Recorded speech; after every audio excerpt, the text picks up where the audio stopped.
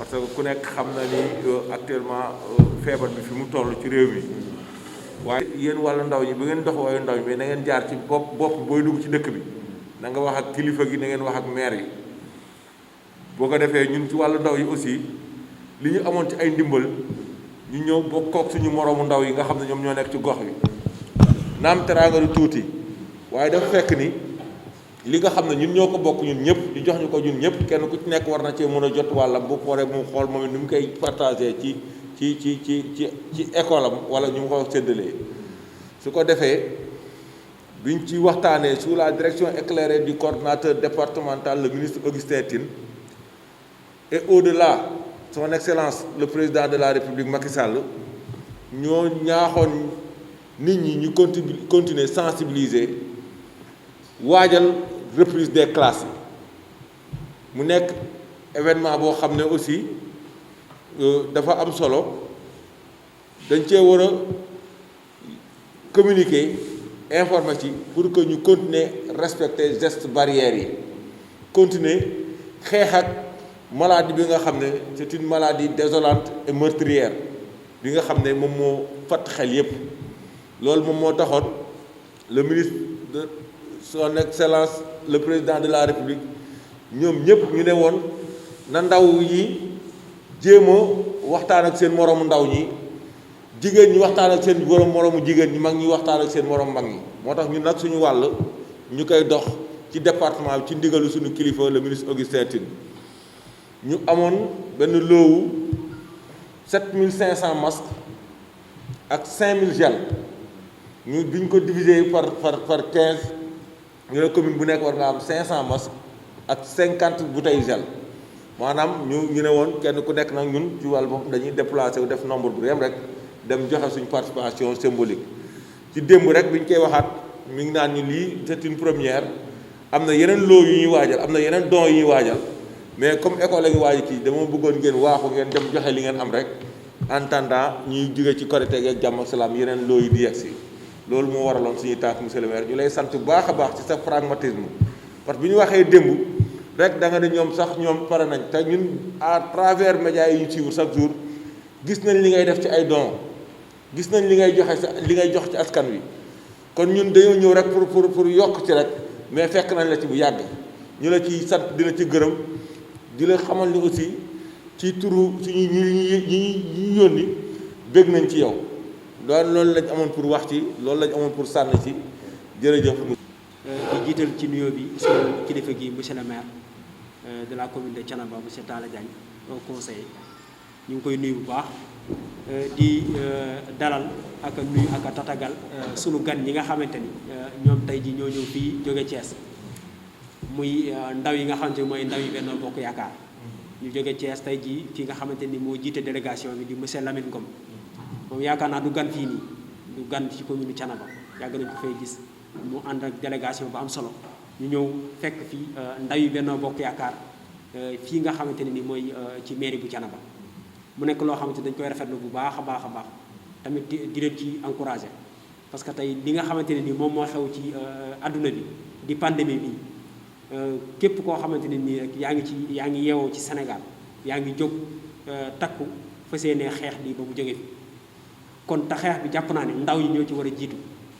te comme ndaw yi ñoo ci war a jiitu lii maanaam preuve la buy wane ni ndaw yi desuñu ginnaaw ci mbir mi ñu ngi jóg def seen kem kàttan kon loolu dafa nekk loo xam ne lu amam solo la waaye tamit dañ ni peccum liir bu neexee ndey ja moo tëy ca mbagg ya tey commune bi wala ndaw ñi am na ci loo xamante ni fii ci Thiénaba bu ñu ko mënee di ko def c'est grâce à monsieur le maire moom tey xaarul état xaarul bailleur xaarul kenn dafa ñëw xam ni lii mooy devoiram mu solde wala mu jàppale ay ndawam ni leen dugg leen ci terrain bi fépp fu village nekk ak lu mu sori fépp fu nit nekk dem leen fekk ko fa ak ay teraangam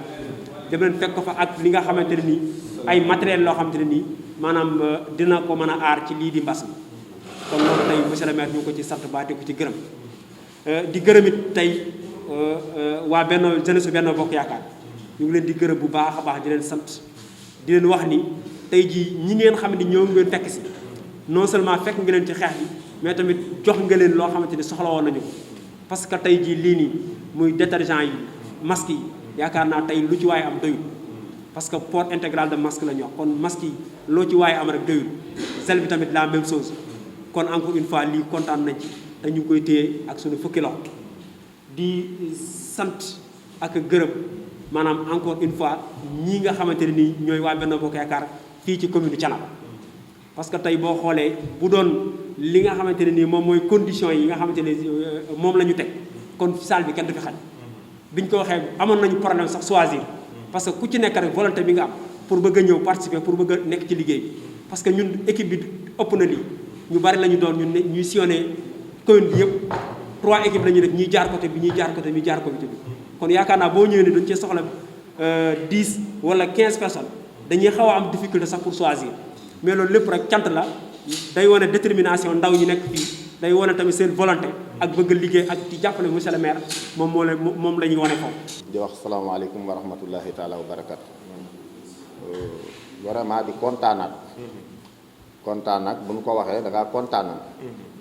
parce que sa déplacement tey yaakaar naan day firndeel ndaw yi nga xam ñoo nekk ci commune Thiénaba seen taxawaay sax dafa yemul ci ñi bokk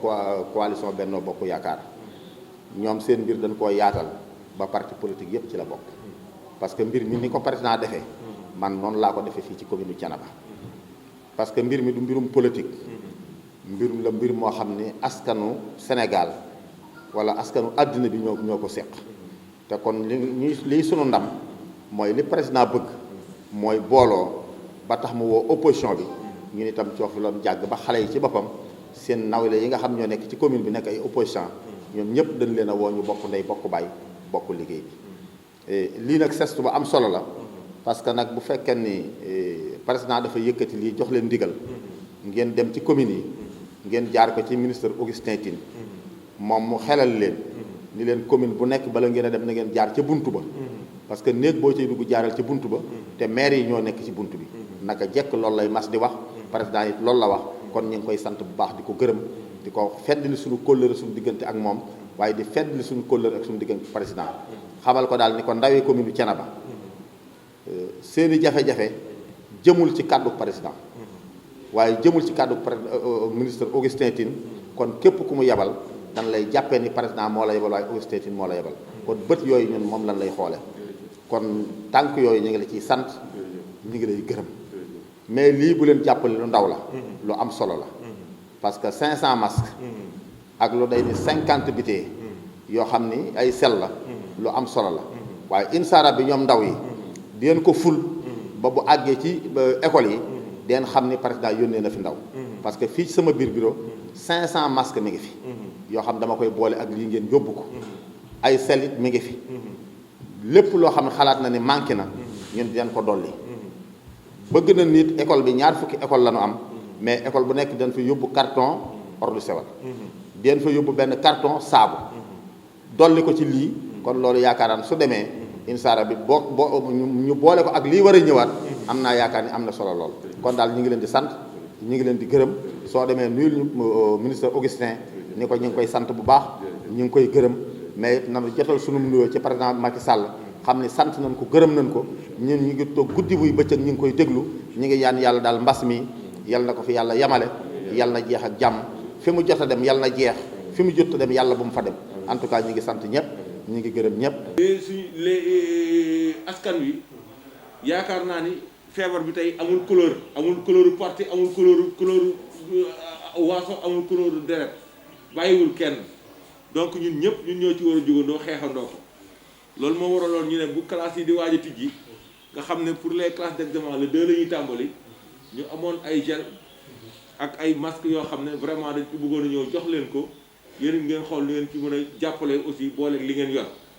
ñu ne woon lii aussi c'est une première am na yeneen loo yu ñuy xaar am na yeneen dons yu ñuy xaar mais visite yi day tax ñu xool ñu tâter terrain bi xool nga xam ne beneen bu ñëwaatee dañuy ñëw rek jaaraat jàll loolu moo waraloon suñu tànk yi ñu ngi leen ci sant bu baax a baax aussi lii ñun ñoo leen ko jox appuyer leen de ci turu ndaw Benno Bokk Yaakaar ci ndigalu le ministre Augustin Tine. maa ngi leen di nuyu ku si nekk si turam ak santam di rafetlu vraiment ñëw bi ngeen ñëw fii et je pense que ce n'est pas une première yàgg na ñuy daje ci yu mel nii jëm ci Khombole ñu rafetlu bu baax geste bi nga xam ne nii déjà le ministre def na ko jàppale ko jeunesse bi jeunesse su département bi en particulier jeunesse su Khombole di wax ne toujours ñoo ngi ci liggéey bi toujours ñoo ngi liggéey ngir le président de la République toujours muy am ndam may sa ba coordonnateur COJER communal moom waroon na nekk fii mais dafa am empêchement mi ngi Louga avec ni ñu tëjee nii kii yi sûrement du mën a ñëw y avait aussi Yaama Mame Diarra y avait tant d'autres ñoom Pape Matar et autres ñoom ñëpp waroon na ñëw mais on a reçu très tardivement l'information loolu moo tax ñu ci bëri daanaka teewuñu fii mais tamit dugg na tamit fi nga xam ne nii war na faa dugg parce que mënuñu dem sans la municipalité parce que ñun ñëpp ñoo bokk fu ñuy sotti muy ci le président de la République kon donc bu mu ñëwee fii defe naa ñëw na fi nga xam ne nii war na faa ñëw du ñu def lu dul jàpp ci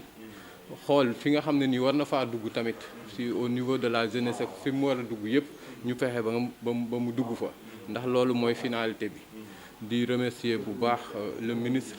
di leen remercier bu suñu naataango COJER départemental yi ndax lii bokk na ci liggéey yi nga xam ne nii def ngeen ko ci gën a rafet newoon naa ci sama njëlbéen ni wax du tey rek la ñu daje ci yu mel nii di dimbali jeunesse bi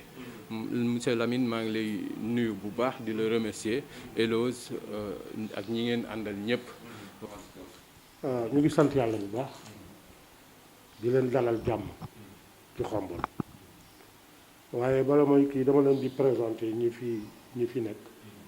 kii Matar Sylla c'est un agent municipal Serigne Ndiaga Diouf conseil municipal la directeur d'école nga xam ne kon seen geste bi mu ñëwee am na fu mu daal gàllo moom ci ñu la bokk mais tey la fa ngarale bu ngi COJER rek kële Papa Gueye moom tam agent municipal la keneen ki Souley Anne conseil municipal directeur d'école moom sax laa dénkoon bagage yi ndax ñun dañu xëyoon Thiès nii dañ demoon trésor ma ne ko woon demal toogal ñu fa pour bu gars yi ñëwee nga recevoir leen maa ngi koy koñ sax naa ko demal teeru sa gan yi mu ne ma déedéet comme dama laa téye loolu ba nga ñëw demal nga accueillir leen voilà ñuy sant yàlla bu baax di rafetlu geste bi ni ko tubaab di waxee rek la manière de donner vaut mieux que ce que l'on donne lii lu rëy la ci ñun waaw le ministre coordonnateur départemental ngeen santal ñu ko di sant tous les jeunes di COJER parce que nag lii wane na rek ne li olof di wax naan kuy raam di la boot bu amee doole waxaale suñ ko ñu ngi sant yàlla bu baax te effectivement école bi ñu jëm lii dafay bokk ci liy rassurer élèves yi ak parents d'élèves yi tous les partenaires de l'école parce que war nañ dem école ak pandémie bi ñu bari am ay inquiétude waaye lii bu ngeen ko defee da ngeen ñuy encourager ñu boole kook ñun tam li ñu am bu ko defee mën a assurer parents d'élèves yi assurer élèves yi ak partenaires école yëpp vraiment xam nañ ne bari na fu ngeen bëgg a dem yéen a ngi en tournée du leen fi teelu yàgg mais da ngeen yëgal daal ministre coordonnateur que waa Khombole kontaan nañu lool affaire bi rëy na ci ñoom waaw big la ma maire woo ne ma gars yi dinañ ñëw nga teeru leen vraiment santal ma leen waaw moom it il est très content waaw. mais en tant que jeune en tant que aussi natif du département de Thiès kontaan nañ trop ci maître Augustin Tine amuñu fayam parce que lan moo gën tam li gën a metti tey ji mooy ku nekk yaa ngi xalaat fa nga dëkk ak say bokk ak ñi nga nekkal mais nga mënoon na yem Fandène mun na yem dans le département de Thiès mais tey jii kóllëre gi mu séq ak communes yi moo tax mënul dem bàyyi leen ginnaaw ñoo ngi koy sant di ko gërëm di ko remercier lii nag c'est des gestes à renouveler moom comme Ladjer nu mu ko waxee dafa ñëw fekk ne ñoom ñi ngi ci lancé boobu fekk ne li ñu doon xalaat moom mu ñëw def geste bi ñoom moom parce que ils étaient sur des pensées moom il a fait le geste démarré ko ak lu mu doon c'est un geste à saluer ñu ngi koy nuyu bu baax di ko gërëm di ko sant tamit di leen sant yéen ñi en tant que délégation am ñëw parce que koor gi metti na activité jamono bi ak feebar bi tey jii koo gis mu nekk ci terrain bi rek jàppee ko koo xam ne soldat la parce que bu xalaatoon ne feebar bi mën naa dem jéen mu fekk ma fa këram lay toog mais tey jii nii vraiment ñoo ngi leen di sant di leen gërëm parce que lii ku ko ŋàbb dem ci askan wi feebar wala ñuy feebaragul di leen ko jox tey nañ jàpp ne ñoom ñooy soldats yi réew mi tey man je vous considère comme la police la gendarmerie ak médecins yi nekk au niveau de l'hôpital ñi ngi leen di sant di leen gërëm di sant tamit Augustine bu baax ñu ngi koy sant di ko gërëm. monsieur le maire ñu ngi lay nuyu di jël suñu nuyoo yëpp teg ko sa loxo nga tegal ñu ko ci turu ñi fi teew ak waa dëkk bi yëpp tey dañ fi ñëwoon ñun waa ndaw Benno Bokk Yaakaar département bi ci njiital ak ndimbali suñu kilifa le coordonnateur départemental le ministre Augustin Tine ñëwoon fii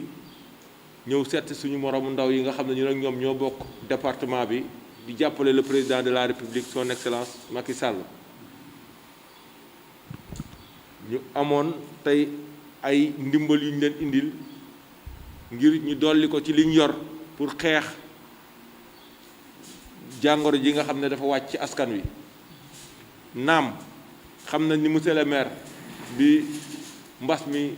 daloo ba léegi noppaloo ko leen yendaloo leen fanaanloo leen li ngeen am ak li ngeen amul yéen a ngi koy wut di ko ci def di ko dimbali askan wi waaye ñun aussi si wàllu ndaw ñi dañ ne aussi li ñu am aussi dinañ ko bokk aussi suñu moroom ndaw yi nga xam ne ñu ngi ci département bi bu ko defee biñ ci waxtaanee ak le ministre Augustin Tine mu ne woon na ngeen jóg seeti seen moroom yépp seeti leen waaye su ngeen di dem ak fu ngeen di dem dëkk bu ngeen dem commune bu ngeen jëm na ngeen jaar ca buntu ba buntu commune bi nag mooy maire bi moo waral monsieur le maire ñun ñu sàkk woon sa teewaay parce que tey fii yow yaa fi suñu Augustin Tine yaa fi suñu président de la république Macky Sall moo taxoon ñu ñëw ñun ndaw département bi yépp ñëw fekk fi ndaw Touba Toul pour ñëw indil leen ndimbal lii pour que ñu mën ko dolli ci li ñu am waajal ubbite classe yi nga xam ne le 2 juin la ci classe yi nga xam ne ñooy classe examen yi maintenant loolu moo waraloon suñu tànk loolu moo waraloon suñu déplacement bi te ni ñu ko defee lañ koy defee ci département bi yépp. asalaamaaleykum wa rahmatullah kon maa ngi leen di nuyu ñi fi teew ñëpp xanaa di tàmbalee nuyoo bi comme ni nga ko waxee rek ki fi taxawaay suñu président tey muy monsieur le maire di toftal Lamine le coordonnateur des jeunes di ko yaatal noonu ba ci délégation bi nga àndal ak jeunesse Touba Toul bi fi teew ñëpp kàddu yi nag d'abord ay kàddu contentement la ndax bu ñu nekkee ci contexte su xeex pandémie muy feebar bu lëmbee réew mi yépp àdduna bi laay wax sax ñu delloo si ngeen def kii bu toll nii am xalaat bu toll nii vraiment c'est à saluer wax dëgg yàlla parce que à unité lañ nekk fi mu ne waxuma la jeunesse bi mais ñëpp ñoo jóg pour xeex ko te actes yu mel nii ñëpp ñoo ci war a jóg moo tax bu ngeen defee lii vraiment ñun en tant que jeunesse de Touba Toul ñu ngi ci am contentement lool di leen ci jaajëfal di leen wax ni ngeen jokkaleel ñu suñu jaajëf jaar ko ci monsieur le ministre Augustin ak ba àgg fi mu war a àgg fépp am nañ ci contentement lool wax dëgg yàlla rafetlu nañ ko lool macha allah xam naa comme niñ ko waxee rek dinañ continuer ak suñu monsieur le maire ak yooyu mais en tant que jeune daal responsable des jeunes fii loolu moo nekkoon le message de remerciement et vraiment signifier leen suñ contentement. merci ci kaddu yi nga xam ne Lamine wax na ko moom nga xam ne mooy le coordinateur des jeunes de Benno Bokk Yaakaar au niveau département de Thiès ànd ak délégation bi nga xam ne aussi délégation jeune la surtout muy une délégation à saluer aussi te di leen féliciter parce que depuis ce matin yéen a ngi ci collectivités territoriales yi nga xam ne ñoo nekk département Thiès pour joxe gestes yi nga xam ne par exemple ñëpp a ngi koy xaar ci kuréel yu bëri kon yéen bu ngeen jëlee mëbët initiative vraiment que dem ci collectivités locales yëpp gisanteeg seen moromi jeunes yi am li ngeen leen jox pour ñu teg ko ci seen commune surtout ci côté njàngale mi nu du def lu du saluer loolu. di leen jotal suñu aussi que le ministre directeur de cabinet Augustin Tine mu nga xam ne c'est le coordinateur départemental au niveau du parti ñu leen la yomante nuyoo ci moom. li ngeen def nag dafa nekk geste boo xam ne bu ñu xeebu la bu ñu lu rëy la parce que séntu wuñu ko woon quand même moo tax dem bi ngeen ma wooyee ne dañu war a ñëw uniquement avec les jeunes de votre commune pour jox leen ay ndimbal yoo xam ne ñu teg ko ci seen i école nun loolu lu ñu def lu du saluer parce que loolu la ñu bëgg ci kuréel yu bëri kenn ku nekk def dugal ci sa loxo loolu aussi njiitu réew mi santaane képp koo xam la nga mën rek fa nga nekk rek ak fa noo ko mën a defee rek mu bëri mu neew nga dugal ci sa loxo ba ñu xam ne yow mi kat njiitu réew mi li nga xam ne moom la sum yaa ngi ko ciy jàppale yaa ngi jàppale aussi collectivités locales yi nga xam ne tamit noonu lu ñu jiitee ndaxte ubbite école bi certes war na nekk le 2 te mu war a am ay mesures d'accompagnement mesures d'accompagnement yooyu nag yaakaar na ne ci ngeen ñëwee parce que li ngeen def nii def ay gants surtout parce que gants yi dafa nekk ci mesures d'accompagnement yi gel yi aussi dafa nekk ci mesures d'accompagnement yi te école yi mënuñoo ubbi te loolu téewut te collectivités territoriales yi aussi war a cee def ñoom itam seen lépp li ñu mën ak lu ñu mënul ñu jéem ko pour njàngale mi mën a commencer ci ak daal moo commencer aussi ci nga xam ne par exemple mooy mesure d'accompagnement yi nga xam ne moom la laaj kon bu ngeen ñëwee vraiment que fekk si jeunes yi Touba Toul jeunes commune yi Touba Toul vraiment que duñ def lu dul de encourager leen féliciter leen te la xam ne am nañ satisfaction ci li ngeen def